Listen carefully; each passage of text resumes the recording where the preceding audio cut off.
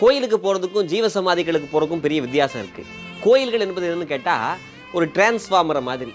சித்தர்களுடைய சமாதி கோயில்கள் அப்படின்னா அது பிளக் பாயிண்ட் மாதிரி, நம்மளாம் ஒரு மொபைல் ஃபோன் மாதிரின்னு வச்சுக்கங்களேன். நமக்கு சார்ஜ் போட்டுக்கணும் அப்படின்னா நம்ம டிரான்ஸ்ஃபார்மரில் டைரெக்டாக போட்டுக்க முடியாது, ஆனால் பிளக் பாயிண்டில் போட்டுக்க முடியும். அப்படி நம்மளுடைய வினைகளை வாங்கக்கூடியவர்கள் சித்தர்கள். அந்த சித்தர்களே நிறையா இருக்கக்கூடிய ஒரு தலம் அப்படின்னு சொன்னால் பழனிமலை தான்.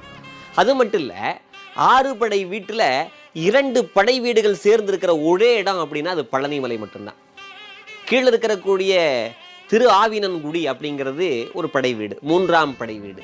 மேலே இருக்கக்கூடிய பழனி என்பது 5ஆம் படை வீடு. என்னங்க 5ஆம் படை வீடு மொத்தமாக சொல்கிறீங்களே அப்படின்னு கேட்டால், குன்றுருக்கும் இடமெல்லாம் 5ஆம் படை வீடு, திருத்தணி முதலிய குன்றுதோறு ஆடல் அப்படின்னு சொல்லி வாரியார் சாமிகள் சொல்லுவாங்க. அந்த வகையில் 5ஆம் படை வீடு. ஒரே கல்ல 2 மாங்கான்னு சொல்லுவாங்க இல்லையா, அந்த மாதிரி பழனியில் ஒரு தலத்துக்கு போனீங்கன்னா 2 படை வீட்டுக்கு போன பெருமை உண்டு. அதனால தான் அருணகிரிநாதர் சொல்கிறாரு,